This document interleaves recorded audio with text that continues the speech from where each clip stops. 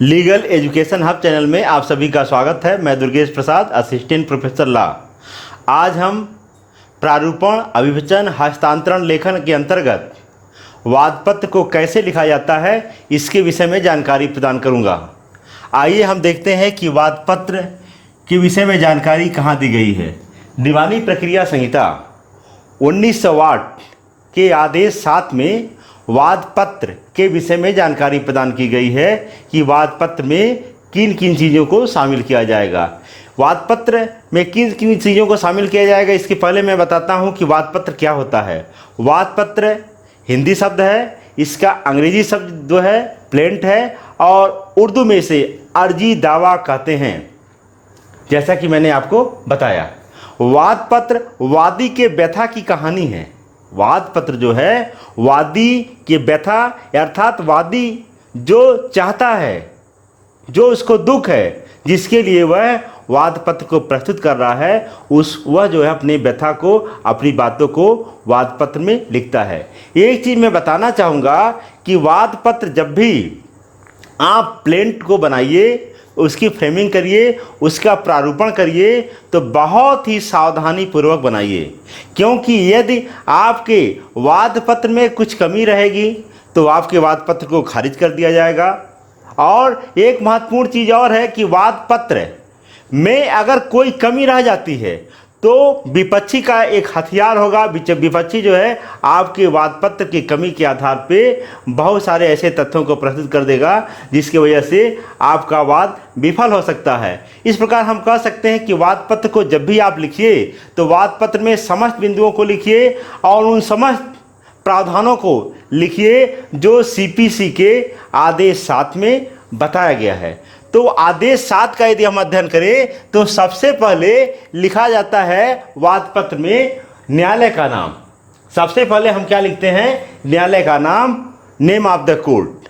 लेकिन name of the court लिखने के पहले हमको इस बात को देखना पड़ेगा कि किन बिंदुओं के आधार पे न्यायालय के नाम को लिखा जाएगा। तो सबसे पहले आपको देखना पड़ेगा, न्यायालय का नाम लिखने के पहले 3 प्रकार के क्षेत्राधिकार होते हैं। क्षेत्राधिकार को आपको देखना पड़ेगा। क्षेत्राधिकार 3 होते हैं। एक होता है आपका विषय वस्तु संबंधी क्षेत्राधिकार, और फिर होता है आर्थिक क्षेत्राधिकार और स्थानीय क्षेत्राधिकार।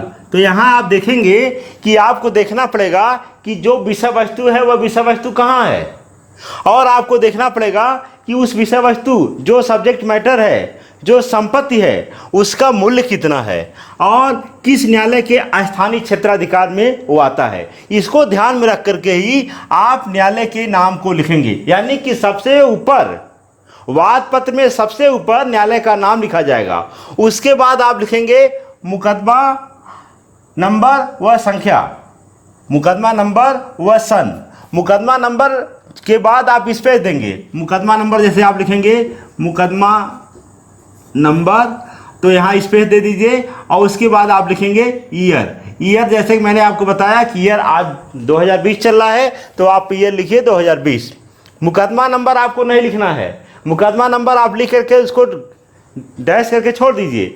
मुकदमा नंबर लिखने का कार्य न्यायालय का होता है। पुनः सुन लीजिए, मुकदमा नंबर लिखने का कार्य न्यायालय का होता है और जो ईयर होता है, जो वर्ष होता है, इसे वादी स्वयं लिखता है। उसके बाद आपको लिखना है वादी का पूरा नाम। वादी का क्या नाम है उसको लिखना है। फिर उसके पिता का नाम को आपको लिखना है। फिर उसका पूरा पता लिखना है। यही चीज़ और आपको बताना चाहूँगा कि बहुत सारे वाद जो प्रस्तुत किए जाते हैं उसमें बहुत सारे वादी होते हैं। ऐसा भी हो सकता है कि एक वादी हो या बहुत सारे वादी हो। अगर बहुत सारे वादी हैं तो आप वादीगण लिखिए। उसके बाद आप लिखेंगे बनाम लिखेंगे तो वहाँ लिखेंगे प्रतिवादी का पूरा नाम, पिता का नाम और उसका पूरा पता। अगर बहुत सारे प्रतिवादी हैं तो प्रतिवादी गण को लिखिए, और अगर बहुत लंबी सीरीज है, बहुत सारे लोग हैं, तो प्रतिवादी गण एवं अन्य लिख दीजिए।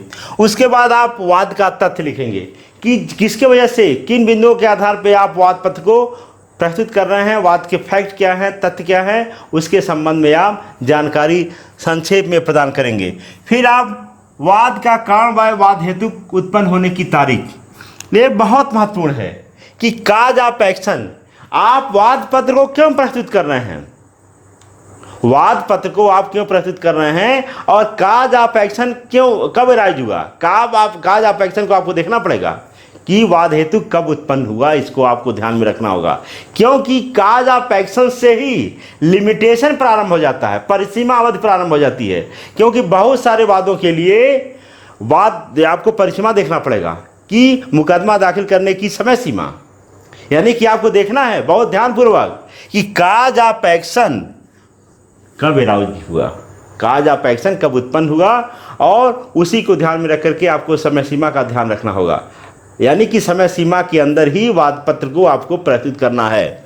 उसके बाद आपको लिखना है न्यायालय का क्षेत्राधिकार। तो न्यायालय के क्षेत्राधिकार में जैसा मैंने बताया कि आपको इसको ध्यान में रखना है कि उसका विषय वस्तु संबंधी क्षेत्राधिकार न्यायालय का देखना है आपको, आर्थिक क्षेत्राधिकार आपको देखना है, अस्थानीय क्षेत्राधिकार आपको, तीनों को आपको देखना होगा। उसके बाद न्यायालय के क्षेत्राधिकार को लिखना है। जैसे आप पूरे बिंदु को लिखिए, उसके बाद लिखिए श्रीमान न्यायालय का क्षेत्राधिकार इस विषय वस्तु पे है, इस नाते श्रीमान न्यायालय में इस वाद पत्र को प्रस्तुत किया जा रहा है।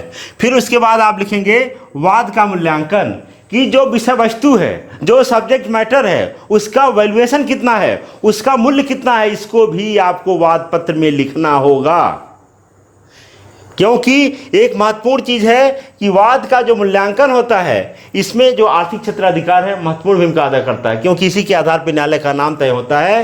क्योंकि जैसा मैंने बताया विषय वस्तु को आपको देखना पड़ेगा, आर्थिक क्षेत्राधिकार देखना पड़ेगा, स्थानीय क्षेत्राधिकार, तो वाद का मूल्यांकन भी आपको ध्यान में रखना होगा। फिर उसके बाद आप जो है अनुतोष, न्यायालय से आप क्या चाहते हैं, जो वाद पत्र आप प्रस्तुत कर रहे हैं, आप न्यायालय से क्या चाहते हैं, न्यायालय से आप अनुतोष के विषय में लिखेंगे। न्यायालय से आप क्या चाहते हैं, रिलीफ क्या चाहते हैं, न्यायालय से क्या रिक्वेस्ट कर रहे हैं आप, इसके विषय में आप जानकारी प्रदान करेंगे। उसके बाद आप जो है सत्यापन, अनुतोष के बाद सत्यापन लिखेंगे। सत्यापन के संबंध में मैं आपको बता दूं कि सत्यापन वादी ही करता है, यानी कि वाद पत्र वादी लिखता है और सत्यापन कौन करेगा, वादी ही करेगा। वादी के संबंध में सत्यापन का प्रावधान दिया हुआ है। यह आदेश 6, यह है आदेश 6 और नियम 15, जैसा कि मैं जूम करके आपको दिखा रहा हूं। आदेश 6 और नियम 15 में सत्यापन का प्रावधान किया गया है कि वाद पत्र का सत्यापन किया जाना अति आवश्यक है। उसके बाद आप जो है नीचे आएंगे तो यहाँ जो है वादी का साइन होगा, ठीक है। फिर यहाँ स्थान आएगा, फिर उसके बाद यहाँ दिनांक आएगा, और उसके बाद यहाँ अधिवक्ता का सिग्नेचर होगा। एक और महत्वपूर्ण चीज आपको बताना चाहूंगा कि वाद पत्र प्रस्तुत करने में जो सबसे महत्वपूर्ण सीपीसी में है, दीवानी प्रक्रिया संहिता में है, वह यह है कि वाद पत्र का प्रस्तुत किया जाना। वाद पत्र कैसे प्रस्तुत किया जाएगा, कहाँ प्रस्तुत किया जाएगा, इसके संबंध में यह है कि आप वाद पत्र को प्रस्तुत करके ही जो है वाद को दाखिल कर सकेंगे। इससे संबंधित प्रावधान धारा 26 और आदेश 4 में है। यानी कि धारा 26 आदेश 4 में यह प्रावधान किया गया है कि वाद पत्र को प्रस्तुत करके ही वाद को दाखिल किया जा सकता है, इंस्टीट्यूट किया जा सकता है। न्यायालय में प्रस्तुत करना होगा क्या, वाद पत्र, तभी आपका वाद पत्र दाखिल किया जाएगा। फिर आपको बताना चाहूंगा कि जैसा कि वाद के इंस्टीट्यूशन के संबंध में प्रावधान धारा 9, सीपीसी की धारा 9 सबसे महत्वपूर्ण धारा है। क्योंकि धारा 9 बताती है कि कौन से वाद शील प्रकृति के हैं, दीवानी प्रकृति के वाद कौन से हैं। तो इसके संबंध में आप देखेंगे कि धारा 9, उसके बाद धारा 9 का एक्सप्लेनेशन 1, स्पष्टीकरण 1, कि ऐसा वाद जो संपत्ति संबंधी या पद संबंधी अधिकार विवादित हैं, तो ऐसे वाद जो है आपके दीवानी वाद होंगे। यानी कि आपको देखना होगा धारा 9, जिसमें जो है सिविल वाद के संबंध में प्रावधान किया गया है। उसके बाद आपको एक धारा और देखना है, धारा 15। धारा 15 सबसे महत्वपूर्ण धारा है सीपीसी की, क्योंकि धारा 15 में एक बहुत अच्छी चीज लिखी हुई है। क्योंकि कोई वाद जो प्रस्तुत किया जाएगा सबसे छोटे न्यायालय में, किसमें, सबसे छोटे न्यायालय में, लेकिन वह न्यायालय कॉम्पिटेंट होना चाहिए। यानी कि श्रेणी में भले ही छोटा हो, लेकिन वह न्यायालय क्या हो, सक्षम हो, उसकी कॉम्पिटेंसी होनी चाहिए। यानी कि कोई वाद आप प्रस्तुत करेंगे सबसे छोटे न्यायालय में, लेकिन वह क्या होना चाहिए, कॉम्पिटेंट होना चाहिए, न्यायालय उसकी सक्षमता होना चाहिए। यानी कि न्यायालय सक्षमता का मतलब यह होगा कि न्यायालय उसके विषय में सुनवाई कर सके और निर्णय दे सके।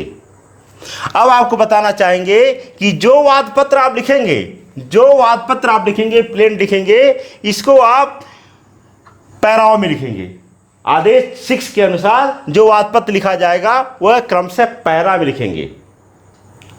यानी कि जैसे आपने लिखा न्यायालय का नाम, मुकदमा नंबर के बाद स्पेस देंगे, सन देंगे, तो मुकदमा नंबर जैसा मैंने बताया कि न्यायालय लिखेगा, सन जो है आप स्वयं लिखेंगे, वादी का नाम, पिता का नाम, पूरा पता, प्रतिवादी बनाम प्रतिवादी का पूरा नाम, पिता का नाम तथा पूरा पता। उसके बाद आप लिखेंगे वादी निम्नलिखित निवेदन करता है, वादी निम्नलिखित निवेदन करता है, जिसको आप पैराओं में क्रमशः लिखेंगे। क्योंकि सबसे महत्वपूर्ण आदेश 6 नियम 15(2), आदेश 6 नियम 15(2) वह यह कहता है कि आप पैरा के लिखते समय आप संख्यात्मक रूप में लिखेंगे। यानी कि क्रमशः जो है इसकी संख्या देते रहेंगे। जो आप एक लिखे, वादी निम्नलिखित निवेदन करता है, पहला, दूसरा, तीसरा, चौथा, पांचवा, छठवां, सातवां, आठवां, मैं आपको संख्या यानी कि आपको जो है नंबर डालना है। क्योंकि जब आप सत्यापन करेंगे तो सत्यापन में जो है आप लिखेंगे कि यह चीज़ें जो है हमारे निजी ज्ञान के हिसाब से सही हैं या हमको कोई जानकारी मिली या कानूनी जानकारी के आधार पर सही है, सत्यापन में आपको लिखना है। यानी कि कुल मिलाकर देखा जाए तो आदेश 6 नियम 15(2) यह कहता है कि जो वाद पत्र लिखा जाएगा उसका संख्यात्मक यानी कि उसका नंबर आपको डालना होगा। तो यह वाद पत्र के संबंध में मैंने आपको जानकारी प्रदान की। वाद पत्र बहुत सावधानी से लिखिए।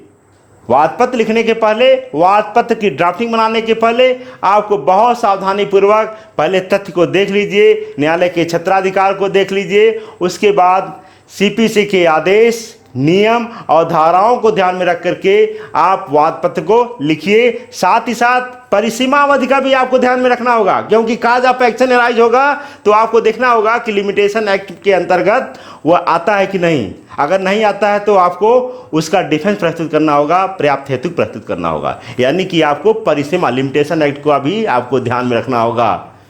तो आपको काज ऑफ एक्शन इत्यादि देखना होगा। तो ये जानकारी मैंने आपको बताया और संक्षिप्त में एक बार पुनः आपको बता दूं। वाद पत्र आदेश 7 में दिया हुआ है।